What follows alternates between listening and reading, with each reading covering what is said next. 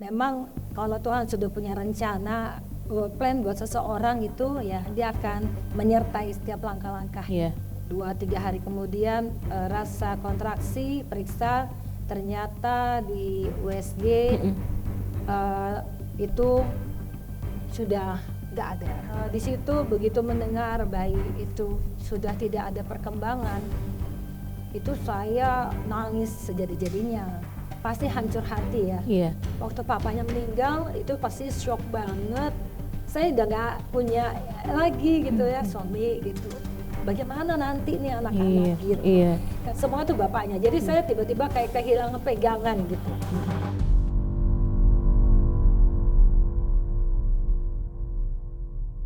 Salam Shiners, berjumpa kembali dalam acara Her Story, His Glory. Kali ini bersama dengan narasumber yang luar biasa, seorang wanita, Ibu Marsita Sitanggang. Apa kabar Ibu? Baik, luar biasa. Terima kasih Kak Tabita. Mari kita berikan salam. Halo Shiners. Saat ini kita akan berbincang-bincang tentunya bagaimana Tuhan bekerja dalam kehidupan Ibu Marsita. Menilik masa lalu di mana Ibu adalah seorang anak sulung dari 6 bersaudara. Dengan seorang ayah yang adalah dari Departemen Agama, seorang pendeta dan seorang ibu perawat ya. Apa nilai-nilai apa yang ditanamkan sejak kecil dari orang tua? Ya, kalau orang tua saya, karena bapak itu kan pendeta ya, hamba Tuhan gitu. Pastinya mengajarkan tentang kebenaran, nilai-nilai kebenaran.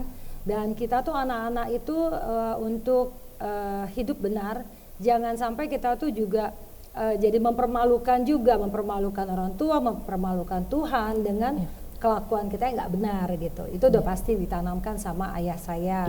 Kalau ibu saya karena dia juga orangnya care ya dengan keluarga gitu ya. Jadi dia mengajarkan untuk kita punya peduli dengan sesama, dengan saudara-saudara yang dari kampung gitu ya. Kalau datang ke Jakarta zaman dulu tuh rumah kami tuh terbuka untuk menjadi tempat persinggahan mereka mengadu nasib Jakarta sebelum mereka akhirnya bisa mandiri lah seperti itu. Jadi miliki kepedulian seperti itu Kak. Jadi kalau dari orang tua mereka memperlihatkan bahwa pendeta dan perawat itu bukanlah sekedar profesi ya, tapi adalah kehidupan yang dijalani setiap hari. Jadi kalau pendeta tentunya hidup dalam kebenaran yang Tuhan mau, dan kalau perawat bagaimana kita merawat dan juga mempedulikan orang lain.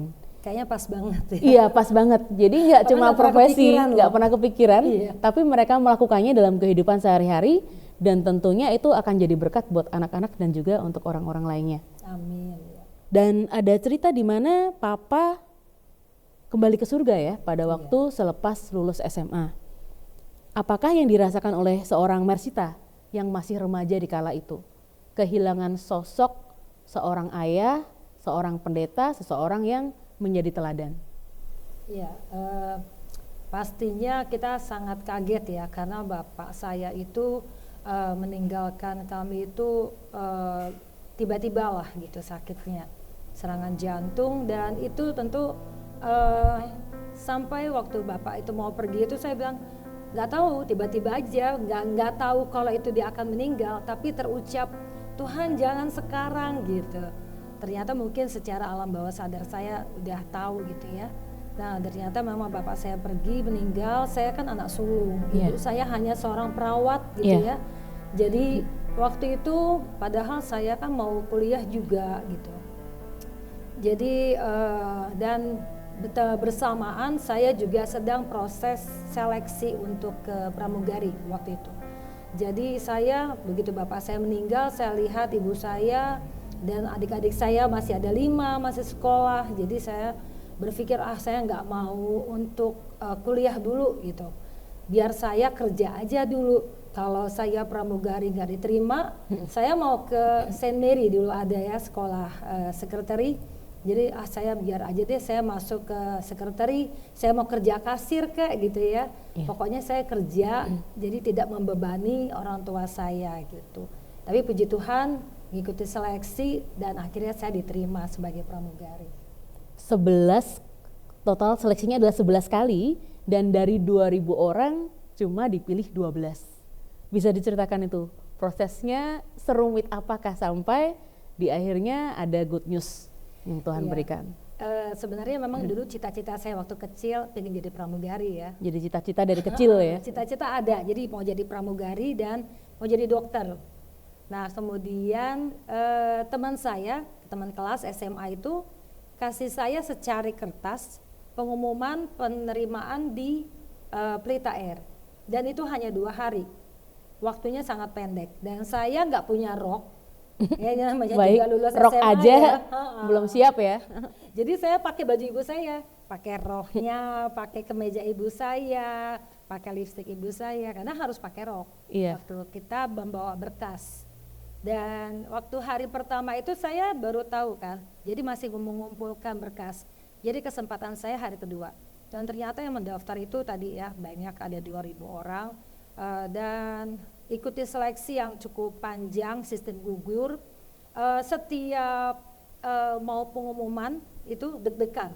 Doanya apa tuh? Ketika mau pengumuman doanya seperti apa? Kalau doa mungkin ya pasti saya nggak hafal ya apa yang saya katakan, tapi yang pasti saya berharap Tuhan kasih saya lulus. Iya. Gitu. Saya berharap Tuhan kasih saya lulus. Dan saya ingat bapak saya masih ikut nganterin saya untuk saya tes atau saya lihat pengumuman itu ada beberapa kali, mungkin 6 kali. Jadi belum sampai ke selesai. Jadi pastinya orang tua bangga ya kalau tahu anaknya akan jadi seseorang gitu. Iya. Nah, saya merasakan itu. Nah, jadi proses itu pada saat itu saya memutuskan tidak kuliah dulu, saya mau fokus dengan seleksi ini. Saya ikuti dan tetap selalu pada saat mau pengumuman itu deg-degan. Saya lihat nomor teman saya sebelah nomor saya yang saya udah kenal, nomor dia ada nggak ya gitu. Baru saya berani lihat nomor saya gitu. Nah, puji Tuhan yang terakhirnya ya 12 orang yang terpilih nama saya ada, dan yang membuat saya bangga sama Tuhan, saya memang bergantungnya sama Tuhan aja Iya. karena saya nggak punya backingan di situ, saya nggak punya siapa-siapa. Bukan yang saya titipan kenal. ya pada saat itu Nggak ya? ada titipan, keluarga juga nggak ada yang background itu, Iya. di perusahaan itu juga tidak ada family gitu kan. Ya puji Tuhan dapat dukungan dari keluarga yang tahu ya, ada opung sepupu itu yang mensupport saya juga gitu. Ya itu aja sih Kak. Jadi memang kalau Tuhan sudah punya rencana, plan buat seseorang itu ya dia akan menyertai setiap langkah-langkahnya. Jadi kalau Tuhan yang buka pintunya nggak ada yang bisa tutup ya? Betul. Dan pada waktu itu pas banget di tengah jalan papa tidak ada ya? Betul. Jadi ini merupakan sebuah perjuangan nih, bagaimana memperjuangkan keluarga. Karena tentunya untuk lanjut kuliah kayaknya agak susah ya, karena Betul. kondisi keluarga 6 bersaudara berarti masih punya adik 5. Iya. Apakah pada waktu berkuliah juga mulai memikirkan adik-adik sekolahnya seperti apa? Pada saat itu sih saya belum ada berpikir itu ya. Saya tahu ibu saya tuh sangat berjuang ya. Yang penting anaknya sekolah gitu. Iya. Jadi setelah saya diterima, saya ikut pendidikan 1 tahun itu antara ground training dan juga flight training 1 tahun, kemudian terbang, dan pada saat itu di tahun berikutnya saya tuh orangnya tuh kayak nggak pengen ketinggalan gitu ya. Yeah. Saya pingin saya punya pengetahuan itu nggak sampai di situ aja. Yeah. Jadi saya tetap Upgrade. coba upgrade dan saya mendaftar gitu ya untuk di universitas di tahun berikutnya. Jadi saya terbang sambil kuliah, tapi saya ambil kuliah malam gitu. Ya, puji Tuhan kan dulu penerbangannya banyak kan domestik, base di Jakarta. Paling saya kalau nggak di Jakarta itu karena tugas di daerah biasanya 1 minggu gitu, 2 minggu gitu. Masih bisa atur Waktu untuk kuliah sambil lah. kuliah ya. Paling kalau lagi ujian request ke bagian scheduling, tolong saya tidak didaerahkan dulu gitu karena saya lagi ujian. Berbicara tentang profesi pramugari ya, selalu kan bayangannya ketemunya sama pilot-pilot yang ganteng-ganteng gitu ya. Apakah ada godaan-godaan seperti itu yang seperti biasa kita dengar?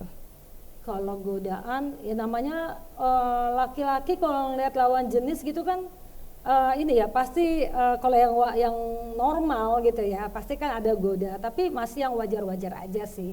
Kayak melihat wanita tuh ya masih yang hal yang wajar, tidak ada yang saya bersyukur Tuhan tuh protek saya, ada malaikat Tuhan itu yang saya percaya gitu sampai sekarang. Saya tuh benar-benar dijagain Tuhan gitu. Iya, dijagain Tuhan ya. Jadi nggak ada orang-orang yang kurang ajar sama saya gitu. Luar biasa. Terus pernah nggak diajak kayak pergaulan yang salah? Sebenarnya kalau untuk diajak pergaulan yang nggak baik ya, itu sebenarnya bukan cuma di pramugari. Bahkan saya ingat waktu saya SMP, itu teman-teman saya di zaman saya itu juga udah mengenal yang namanya narkoba. Sudah mengenal yang namanya apa ya. Pokoknya hidupnya bebas lah gitu ya. Itu dulu saya SMP saya ingat. Tapi saya bersyukur kembali lagi ya, Tuhan itu kasih saya malaikatnya yang menjaga saya. Jadi saya melihat teman-teman saya tuh nggak ada yang kayak berusaha untuk menjerumuskan saya ke pergaulan yang nggak benar gitu. Dan di samping itu juga ada orang tua saya yang selalu mengingatkan saya pulangnya tepat waktu gitu. Dicariin ya, jadi kalau tidak tepat waktu mana ini anak satu. Itu jadi seperti itu. Nah kalau waktu terbang sebelumnya tuh saya punya kerinduan, memang saya punya kerinduan untuk tetap berada di lingkungan gereja. Dulu saya di HKBP ya, jadi saya punya kerinduan untuk tetap punya pergaulan dengan di gereja, karena saya tahu pergaulan di penerbangan mungkin sangat luas, sangat bebas lah gitu ya. Saya juga perlu lingkungan yang membangun saya gitu. Jadi saya ya itu tadi memilih gitu loh, memilih dengan siapa saya bergaul, dengan siapa saya berteman gitu. Seperti itu sih Kak.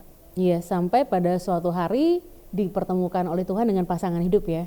Biasa kan kalau wanita karir yang sudah berhasil, hidupnya enak gitu ya, itu kan punya kecenderungan kayaknya sulit tunduk sama suami. Tapi kan saya dengar ceritanya sesuatu hal yang berbeda, di mana dari awal pun Bu Mersita memutuskan tetap akan tunduk sama suami, padahal mampu loh cari duit sendiri. Nah, itu dari mana datangnya? Bisa diceritakan? Kalau saya sih rasa itu semua itu kan dasarnya firman Tuhan ya. Karena di firman juga diajarkannya seperti itu perintahnya gitu kan. Hai istri, tunduklah pada suamimu gitu. Jadi saya selalu yang menegur saya itu adalah ya firman ya, kembali lagi ya. Dan meskipun mungkin saya bekerja, tapi sebenarnya sih nggak selalu juga mungkin saya itu tunduk ya. Pasti kalau di dalam rumah tangga kan pasti ada aja keakuannya kita gitu. Tapi kalau kita mau tetap rukun dengan satu pasangan suami istri, kalau dua-duanya itu mengeraskan hati, merasa dirinya benar gitu ya, pastinya kan nggak akan pernah ketemu. Gitu. Betul. Jadi harus ada penundukan, dan khususnya sebagai wanita dan kita tahu apa itu kebenarannya, ya kita lakukan gitu. Selebihnya bagiannya Tuhan untuk membentuk suami dan juga istri. Jadi dengan penundukan diri, Ibu juga bisa melihat ya bagaimana suami memperlakukan istri. Boleh diceritakan dulu bagaimana pada waktu menikah istri tunduk kepada suami dan bagaimana suami memperlakukan istri? Kalau banyak sih ya pasti ya ceritanya. Suami saya itu dulu almarhum itu ya, pastinya dia apapun yang saya lakukan gitu ya, hal yang mungkin tidak menyenangkan hati dia gitu kan ya. Misalnya kalau perempuan itu kan suka belanja ya, kadang-kadang uncontrol gitu ya. Kadang-kadang penggunaan kartu kredit konsumtif. gitu kan, konsumtif banget gitu. Padahal masih banyak hal-hal lain yang harus kita prioritaskan. Nah, saya suka gagal di situ. Nah, tapi kan ngerasa saya kan cari duit. Iya, gitu. Duit saya nggak minta gitu saya ya. Kan cari duit, ini kan uangku gitu. Kadang-kadang seperti itu. Tapi ya proses penundukan dirinya itu kembali lagi balik ke firman Tuhan, dan bersyukurnya suami saya juga menunjukkan ya kasih Bapak itu ya, yang memang laki-laki itu, suami itu harus mengasihi istrinya. Meskipun saya udah salah berkali-kali, dia tetap mengasihi saya, dan kalau saya tunduk itu kayaknya lebih sayang gitu. Seperti itu sih Kak. Jadi buat para wanita yang selama ini, aduh gimana suami kok jadi nggak sayang sama saya gitu ya. Ternyata salah satu kuncinya jelas ya, tunduklah kepada suami. Iya. Ketika kita tunduk, suami makin sayang ya, Iya, betul. makin sayang dan makin sayang. Nah kemudian dalam kehidupan berikutnya dikaruniai 3 anak laki-laki dan bahkan sebenarnya ada anak keempat ya. Namun kehilangan bayi perempuan yaitu anak keempat yang meninggal pada saat operasi sesar. Tentunya nggak mudah ya, 3 anak cowok kepengen banget anak cewek, dan ketika sudah mendapatkan anak yang keempat ternyata adalah anak cewek, pada waktu operasi nggak bisa lewat ya. Apa yang dirasakan pada saat itu dan bagaimana bisa melewatinya? Pastinya begitu saya hamil anak keempat itu kan berbeda ya dengan anak yang 1, 2, 3 laki-laki semua, itu kan aktif semua. Nah yang anak keempat ini nggak aktif, dia tenang gitu. Tapi pada saat USG nggak kelihatan kan. Jadi ya tetap aja belum tahu nih laki-laki atau perempuan gitu. Dan ternyata saya karena sempat terpleset, 2-3 hari kemudian rasa kontraksi, periksa, ternyata di USG itu sudah nggak ada, itu sudah ada perkembangan gitu. Nah jadi di situ begitu mendengar bayi itu sudah tidak ada perkembangan, itu saya nangis sejadi-jadinya, pasti hancur hati ya. Iya. Dan pada waktu itu sudah 8-9 bulan kah? Sudah 8 bulan. 8 bulan. Iya, Jadi tinggal 8 bulan, 8 bulan. Dikit lagi mau melahir. Iya, betul. Lahir ya. Jadi itu benar-benar shock banget gitu. Dan apalagi begitu udah dikeluarkan kan secara sesar, karena anak pertama sampai ketiga itu saya sesar. Iya. Jadi saya itu harus disesar lagi. Pas dikeluarin, difoto gitu, ditunjukkan ternyata perempuan gitu. Aduh, itu rasanya sedih banget ya, pasti sedih banget. Tapi bersyukurnya Tuhan itu ya sama baiknya sama saya. Saya percaya bahwa saya itu Tuhan yang kasih kekuatan sehingga saya bisa untuk menerima bahwa anak itu lahir dengan tidak bernyawa. Mungkin kalau dia masih ada, mungkin beban anak ini ada lagi yang lain gitu ya, yang mungkin saya nggak tahu gitu. Jadi Tuhan tahu batas kemampuan saya dan juga untuk semua keluarga dia panggil karena dia lebih sayang sama anak ini. Tapi yang saya bersyukur Tuhan kasih saya anak perempuan. Tuhan kasih anak perempuan ya, walaupun pada waktu lahir kemudian diambil kembali ya. Iya. Dan prosesnya Bu Marsita kalau saya lihat dari papa meninggal pada waktu lulus SMA, kemudian anak keempat meninggal gitu ya, dan ketika masa COVID kemarin tentunya adalah pukulan yang paling telak di mana suami tercinta ya dipanggil Tuhan kembali ke surga. Nah ini seperti sesuatu yang bertubi-tubi ya, ditinggal oleh orang-orang tersayang. Bagaimana cara Bu Marsita bisa menghadapinya?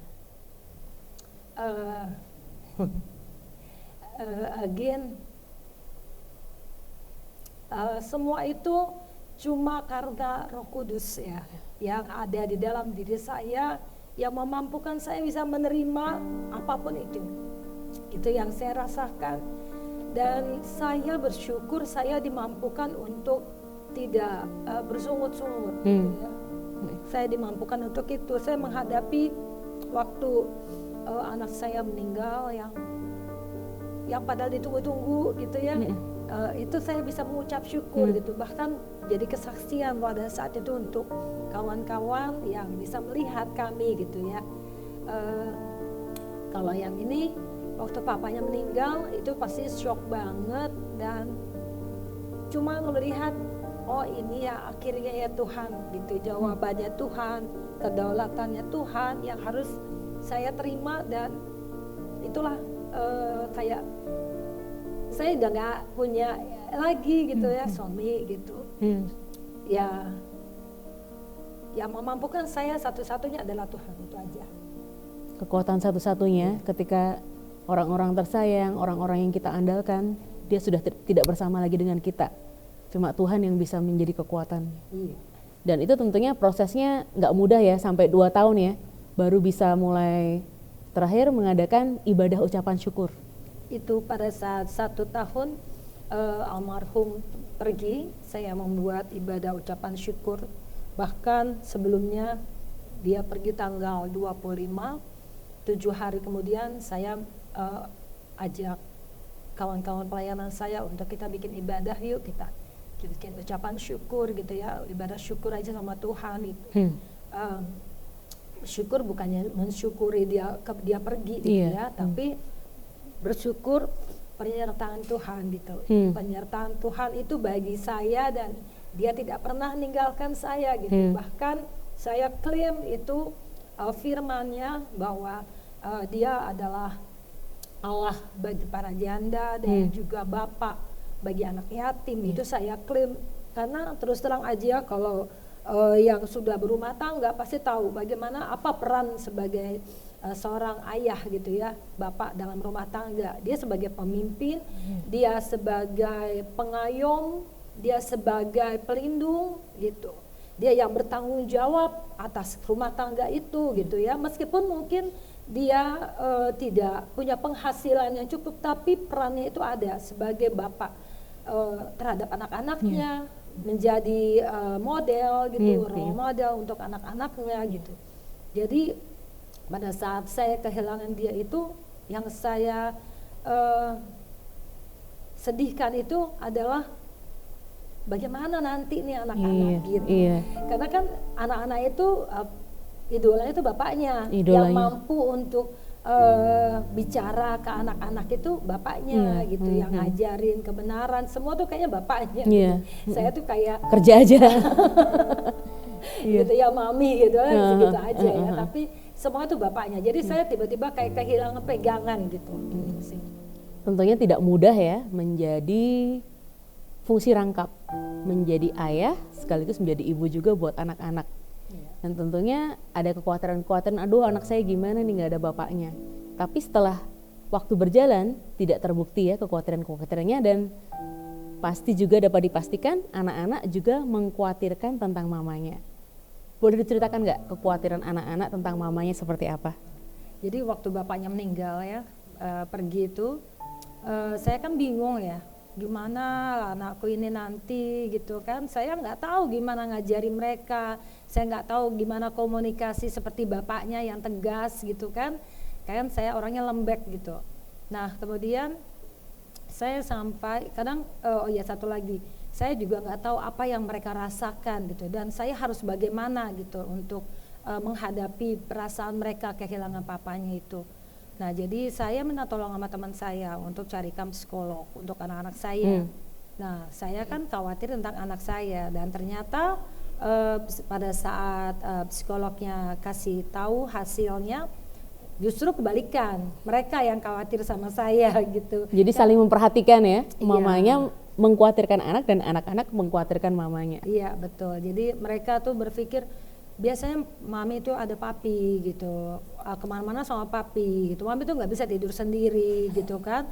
Jadi mereka tuh melihat saya tuh nggak bisa sendiri gitu, meskipun saya bekerja gitu ya, tapi mereka tahu saya ketergantungan sama papinya gitu. Dan memang benar sih, saya juga nggak biasa tidur sendiri gitu kan. Nah jadi mereka nemenin saya tidur tuh ada hampir 2 tahun. Mereka bertiga atau gantian? Bertiga-tiganya. Cuma kan tiga-tiganya kan lama-lama pas kayak gini besar. Penuh ya rasanya tuh kamar. Akhirnya 2 gitu kan, yang abang dia sendiri, yang nomor 2, nomor 3 nemenin gitu. Sampai akhirnya ya udah mulai normal, sudah bisa menjalani gitu kan. Sudah berapa lama tuh tidur sama anak laki-laki? 2 tahun. 2 tahun, ya. 2 tahun baru sendiri. Iya, baru saya sendiri. Karena ya kan namanya juga anak-anak sudah mulai besar kan. Mereka juga perlu ruang sendiri untuk mereka gitu. Saya juga kan. Jadi ya sudah nggak apa-apa. Jadi mereka ya sekarang puji Tuhan kita udah berjalan. Anak-anak juga tanggung jawab sama dirinya kalau saya nggak di rumah gitu ya. Mereka take care diri mereka. Saya make sure makanan mereka ada gitu kan dari jarak jauh gitu, make sure mereka sekolah, kuliah gitu. Tapi selebihnya saya kan nggak mampu ya untuk dapat menghandle mereka semua. Saya kembalikan nama Tuhan aja. Bapak ini kan anak-anak milik kepunyaanmu. Iya, Gitu. tadi kan Jadi, Bapak bagi anak yatim ya. Iya betul. Dan nama mereka kan pakai Segula.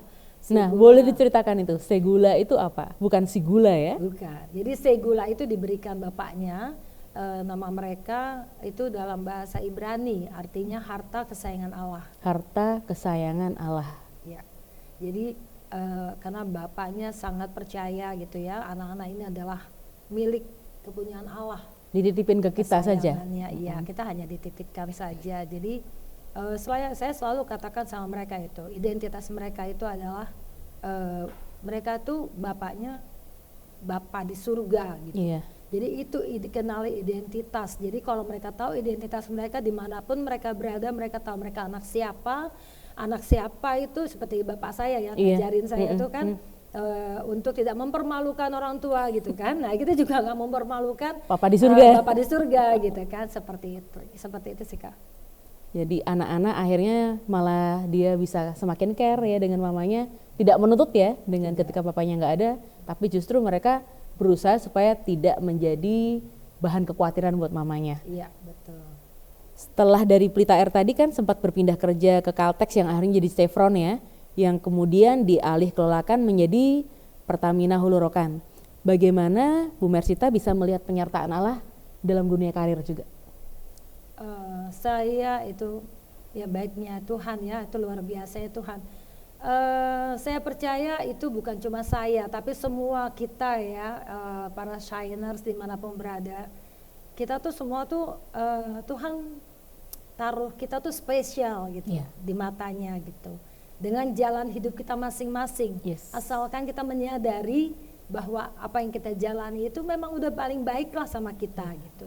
Dan saya selalu mensyukuri hal itu. Jadi karir path saya juga saya merasakan itu kayak sudah Tuhan sediakan saja, dan saya sudah dirancangkan Tuhan sebagai ibu, sebagai wanita, ibu yang bekerja gitu.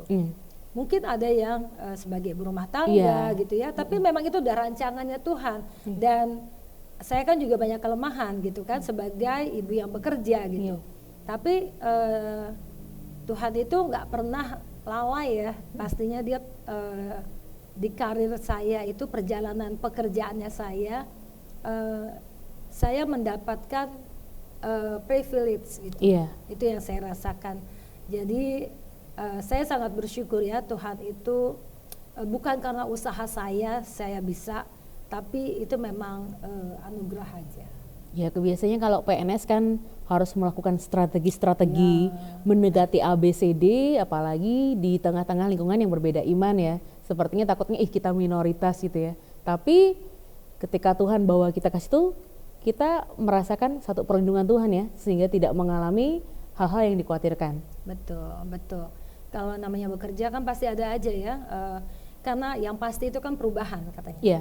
Gitu. Jadi nggak ada yang pasti gitu-gitu aja gitu. Zona pasti nyaman terus, nggak mungkin ya? Nggak mungkin. Jadi pasti akan ada perubahan, dan kita harus siap untuk semua perubahan. Itu yang saya dapatkan, dan kita akhirnya harus adaptasi dengan perubahan itu, dan selalu mensyukuri aja gitu, bersyukur aja gitu. Kadang-kadang mungkin tidak mengenakan kelihatannya, tapi pada saat kita jalani kita rasakan, akhirnya kita bisa melihat, menoleh ke belakang, Tuhan itu luar biasa ya menyertai gitu. Itu yang saya rasakan gitu. Jadi pasti pernah di titik-titik kayaknya nggak bisa lewat nih, tapi lewat lagi gitu ya. Iya. Bahkan saya dulu tuh ya, saya kan terbang gitu ya. Kadang kapan ya gitu ya saya bisa spend waktu untuk anak-anak sebelumnya bukan untuk anak-anak. Saya tuh spend waktu untuk minggu ke gereja lah. Karena kan kalau terbang kan schedule kan kita nggak bisa atur kan? Iya, dan hari Minggu kalau memang sudah schedule-nya untuk terbang harus terbang ya. Nah, itu saya lihat bagaimana Tuhan itu memproses waktu saya beralih dari Pelita ke Caltex gitu ya. Di situ masih terbang, minggunya terbang tapi udah agak berkurang. Nggak seperti sebelumnya gitu waktu di Pelita. Kemudian setelah itu saya diizinkan mengalami perubahan kerja darat, gitu kan? Udah nggak perlu terbang lagi, kerja darat aja gitu. Masih di perusahaan yang sama. Dan itu kan kayaknya kaget ya pada saat kita perubahan gitu kan. Kita udah nyaman dengan terbang, tiba-tiba harus berangkat pagi, pulang malam gitu kan. Itu tapi saya lihat saya bisa ke gereja akhirnya, apa yang saya rindukan gitu. Saya lihat apa yang menjadi kerinduan kita tuh Tuhan jawab gitu lah. Setelah itu pada saat itu saya juga sempat ya namanya aduh ingin berhenti aja deh kerja biar bisa nemenin anak-anak masih pada kecil-kecil gitu ya. Tapi itu kan keinginan daging saya ya. Tapi puji Tuhan ya, tadi saya juga sempat cerita sama kawan gitu bahwa untung saya nggak jadi ini ya waktu itu kan tawaran ada pengurangan pegawai gitu kan lumayan ya. Kan bisa diambil dapat duit banyak tapi setelah itu kehilangan pekerjaan ya. Sebenarnya kan bisa gitu tercapai juga nih saya mau spend waktu untuk urusan anak-anak gitu. Tapi kalau dilihat ke sini, kalau saya ditinggalkan lebih dulu oleh suami saya kan saya udah gak ada kerja. Seperti apa, sedangkan anak-anak masih masa pertumbuhan dan masih butuh biaya. Masih butuh gitu. Jadi sebenarnya Tuhan itu sudah tahu gitu loh. Apa nextnya apa yang baik untuk kita gitu. Nah jadi saya melihat ya udah syukurin aja apa yang ada saat ini gitu. Jadi percaya saja bahwa semua yang Tuhan atur pasti baik adanya. Amin ya. Dan itu terbukti ya. Iya. Rencana kita bukan rencananya Tuhan. Ketika ingin melepaskan pekerjaan atau yang lain, tapi kalau Tuhan tidak buka jalannya, itu juga yang terbaik buat kita. Iya, betul. Dan sempat juga terlibat sampai sekarang ya di pelayanan paduan suara Natania. Bahkan saya dengar sampai ke 5 benua ya, ke 5 benua. Dan bisa diceritakan asal muasal pelayanan ini dan bagaimana dampaknya, karena saya lihat untuk anak-anak ibu tiga-tiganya kah semuanya ikut pelayanan juga di paduan suara Natania. Ya, sebenarnya ini berawal dari almarhum suami saya ya. Dia dari masih single. Paduan suara ini dibentuk, dia join, kemudian dia itu diajak oleh dosennya, itu tahun 93. Kemudian sepanjang dia ikut pelayanan itu saya juga rindu juga ya melihat mereka menyanyi. Saya kan juga suka menyanyi meskipun suara saya terbatas gitu ya pada saat itu. Jadi tapi kan saya sama orang tua saya nggak bisa pulang terlalu malam gitu, sementara mereka tuh kegiatannya sangat padat bahkan sampai malam-malam. Jadi saya baru bisa bergabung setelah saya menikah tahun 98. Dan saya menikah bersama suami melayani lewat paduan suara ini, dan itu ya memang benar totalitas ya. Karena kayak kita latihan seminggu tuh 1 kali, belum lagi doa malam, belum lagi pelayanan itu. Dan itu kita nggak dibayar. Iya, tanpa PK. Tanpa. Dan walaupun tadi 5 benua kayaknya bisa bermain ke belahan dunia yang lain, tapi modal sendiri ya Bu ya. Modal sendiri semua. Modal gitu sendiri ya. semua. Jadi bayar harga. Ya betul, dan mengandalkan Tuhan lah. Gitu. Dan itu anak-anak itu juga saya menikah, hamil, menjalani pelayanan itu dengan hamil tadi itu. Kemudian sampai anak-anak udah lahir, masih baby-baby dibawa latihan malam-malam, dibawa ikut doa. Jadi mereka udah terbiasa dari sejak mereka kecil. Jadi sampai mereka kemarin bapaknya meninggal, itu mereka juga kan udah makin besar ya, makin dewasa, sudah kuliah gitu, sudah SMA. Mereka lihat, mereka juga mau ikut lah, temenin mami juga di situ. Sampai saya bilang, jangan karena mami ya gitu, ya gitu. Nah, pokoknya keputusannya di kalian gitu. Ya, mereka mengatur waktu lah gitu ya untuk pelayanannya, untuk sekolahnya gitu. Saya serahkan ke mereka, itu pilihannya mereka. Mereka mau di mana, mau melayani, seperti itu. Jadi walaupun beda generasi sebenarnya ya, tapi anak-anak tetap merasa feel home juga. Iya. Masuk di paduan suara, karena kalau saya lihat dilihat dari timnya itu udah ada yang seusia Bu Mersita dan bahkan yang di atasnya ya. Iya. Dan mereka fine-fine saja. Iya, karena sudah seperti keluarga ya kami ya. Karena sudah tahun ini 30 tahun. 30 tahun.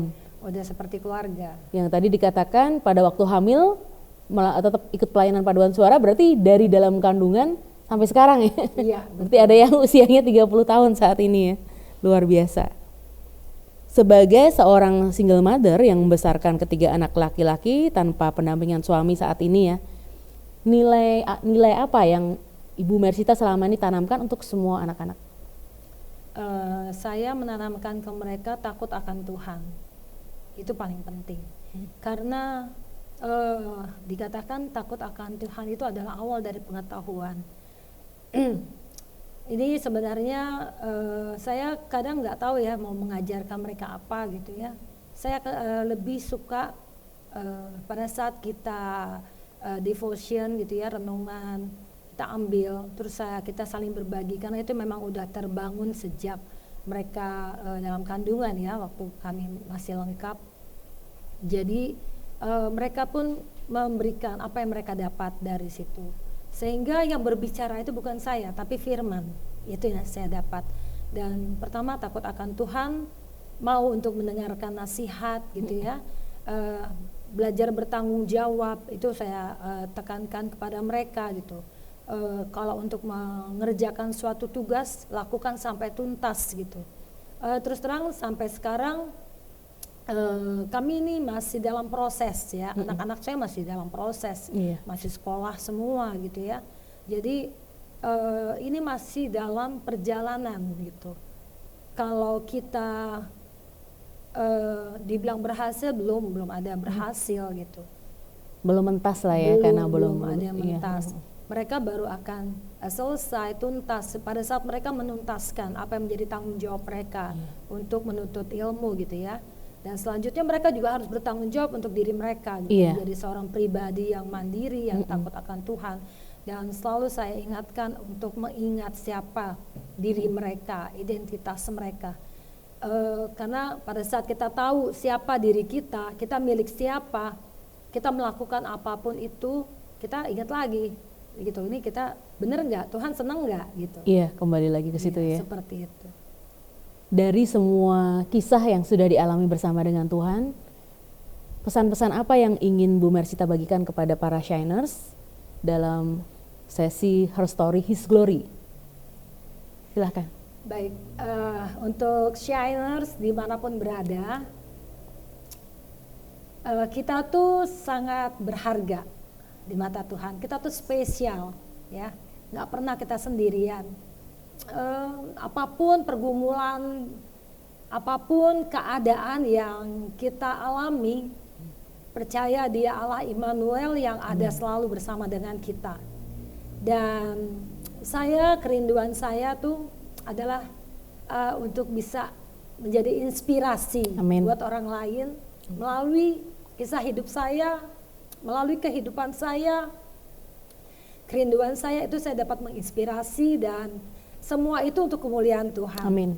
Jadi saya lakukan apa yang bisa saya lakukan, dan saya juga menyadari saya penuh dengan keterbatasan, dan sisanya saya kembalikan sama Tuhan. Itu aja. Luar biasa. Terima kasih untuk sesi sharing hari ini. Ya, terima dan kasih. Kita akan bertemu kembali dengan shiners di sesi Her Story His Glory berikutnya. Kita berikan salam untuk shiners. Bye shiners.